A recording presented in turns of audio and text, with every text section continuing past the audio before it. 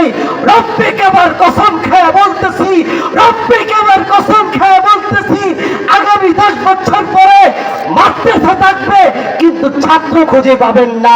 আগামী 10 বছর পরে মসজিদ থাকবে, মুসল্লি খুঁজে পাবেন না। আগামী 10 বছর পরে মাহফিল থাকবে, শ্রোতা খুঁজে পাবেন না, পাবেন না। কারণ কি জানেন?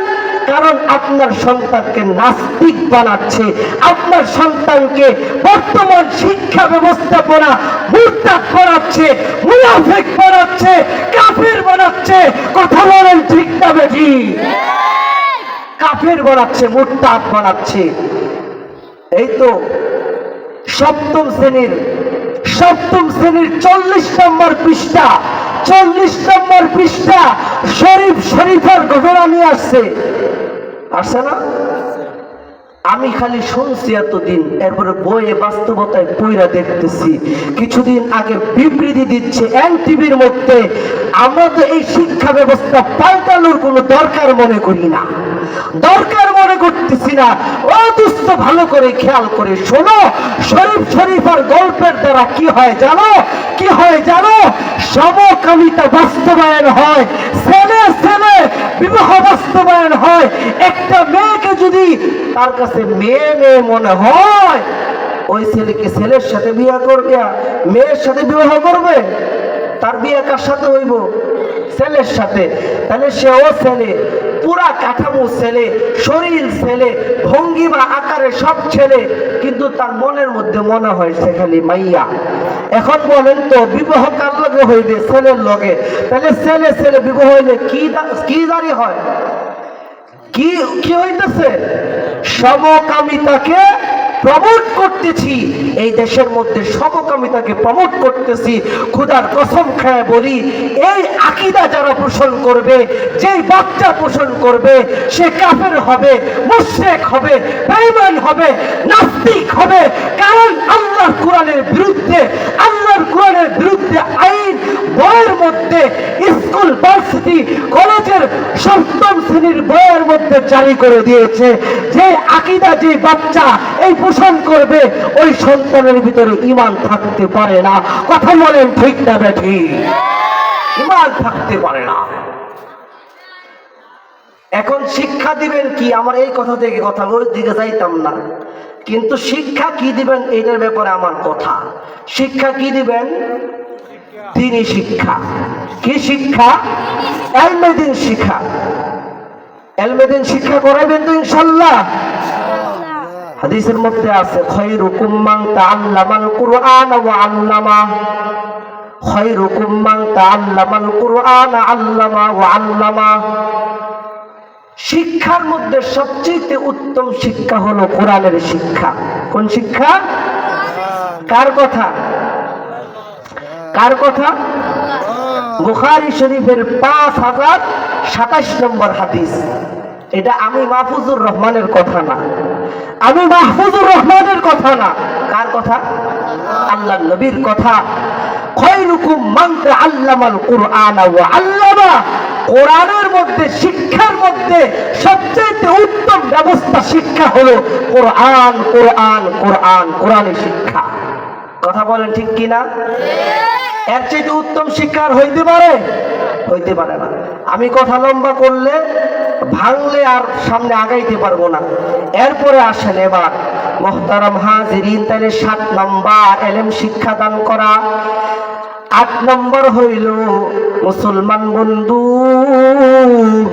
একটু ভালো করে অভিভাবকরা শোনেন, বাবারা ভালো করে খেয়াল করে শোনেন।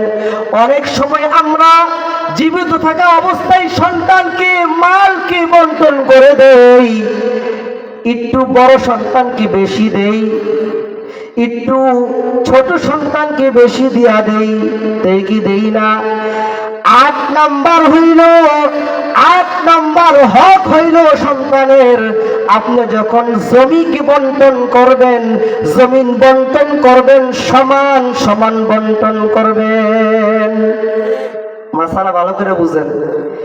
জীবিত থাকা অবস্থায় যদি আপনি মাল, জমি, জামা বন্টন করেন, তখন সমান সমান করবেন।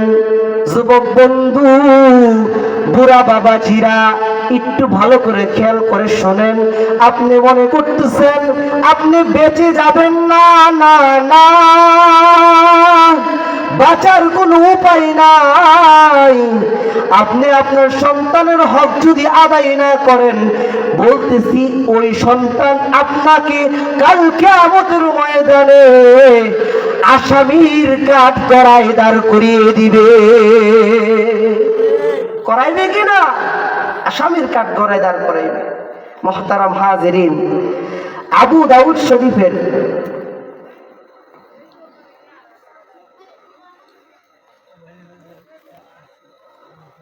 বুখারী শরীফের আবু দাউদ শরীফের 1665 নম্বর হাদিস। মুহতারাম হাজিরিন, আল্লাহ পাকের নবী সাল্লাল্লাহু আলাইহি ওয়াসাল্লাম বলেন, আমরা যখন সন্তানের মাঝে মালকে বন্টন করব জীবিত অবস্থায়, তখন কিভাবে করব? বলেন কিভাবে করব? সমান সমান নাকি বড় সন্তান কিন্তু বেশি? হ্যাঁ, ছোটটারে একটু বেশি দিয়ে দিব, আধা বিঘা দিয়ে যাবো। ওই যে বাইজিদ ভাই, ওনার আব্বা যদি মনে করে আমার ছেলেটা একটু ছোট, বাইজিদ ভাইরে আমি কি দিয়ে দিলাম, বাইজিদ ভাই ওনাকে আমি আধা বিঘা বেশি দিয়ে গেলাম। বলেন এই ব্যাপারে কি হবে? নোমান ইবনে বশির রাদিয়াল্লাহু তাআলা আনহু, নোমান ইবনে বশির রাদিয়াল্লাহু তাআলা আনহু, উনি আল্লাহর নবীর কাছে যায় বললেন, ওগো আল্লাহর রাসূল, আমি আমার নোমানকে বেশি ভালোবাসি, এই জন্য নোমানের নামে আমার সম্পদকে লিখে দিলাম। নোমানের নামে আমার সম্পদ কি করলাম? লিখে দিলাম। মুহতারাম হাজিরিন, এই হাদিসটি মুসলিম শরীফের 1623 নম্বর হাদিস। নোমান ইবনে বশির, মুসলিম শরীফের 1623 নম্বর হাদিস। আল্লাহ পাকের নবী কাছে যায় বলতেছেন, নোমান ইবনে বশির, ওগো নবী, আমার ছোট ছেলেটাকে আমি মোহাব্বত করি, আমার ছেলেটার নামে আমি মালকে লিখে দিলাম, আপনি একটু সাক্ষী থাকেন। কি থাকেন? সাক্ষী থাকেন। আল্লাহ নবী জিজ্ঞাসা করতেছে, আচ্ছা নোমান রে যে দিলা, বাকি যে সন্তান আছে আব্দুর রহমান, আব্দুর রহিম, বাইজিদ, এই সাতিয়া আরো যে সন্তান আছে তাদেরকে দিছ? বলে না, তাদেরকে পছন্দ হয় না, তারা উল্টা পাল্টা চলে, এই লিগে তাদেরকে দিতাম না। আল্লাহ নবী কয়, তাইলে আল্লাহ রাস্তে মাপ চাই, আমার সাক্ষী বানায়ও না, এই ব্যাপারে আমার সাক্ষী বানায়ও না। তুমি যেটা করতেছো এই ব্যাপারে আমার সাক্ষী বানায়ও না।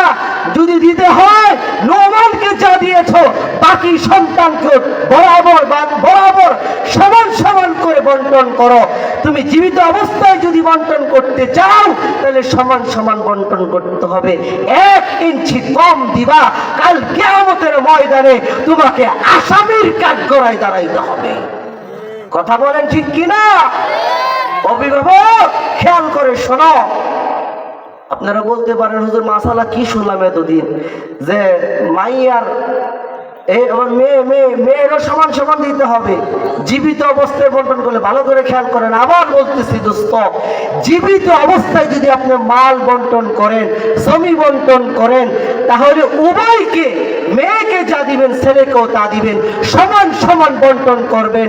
মৃত্যুর পরে মিরাসের মাসালা, মৃত্যুর পরে, আপনি মারা যাওয়ার পরে মিরাসের মাসালা, এরপরে আপনার ছেলে 2 ভাগ পাবে, মেয়ে 1 ভাগ পাবে, এটা পরে। কিন্তু জীবিত অবস্থায় যদি আপনি মালকে বন্টন করেন, জমিনকে বন্টন করেন, তাহলে সমান সমান সমান সমান দিতে হবে।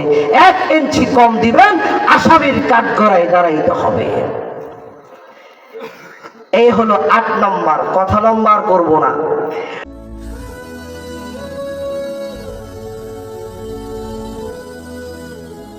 আলাউদ্দিন আইএমসি মিডিয়া, কুরআন হাদিসের কথা বলে।